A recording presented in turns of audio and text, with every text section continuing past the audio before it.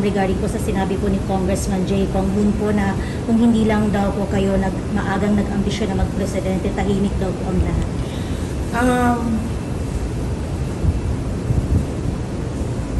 Unang-una, the presidency of 2022 was mine already. Na nanalo na ako sa surveys, lahat ng tao solid na, united na for my candidacy. Pero I gave it away because I felt I had to do some other things other than being President of the Republic of the Philippines.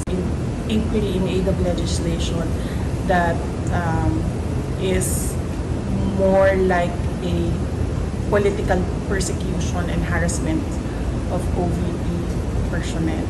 So, wag nila akong i-gaslight into saying na ako ang dahilan ng kaguluhan na ito.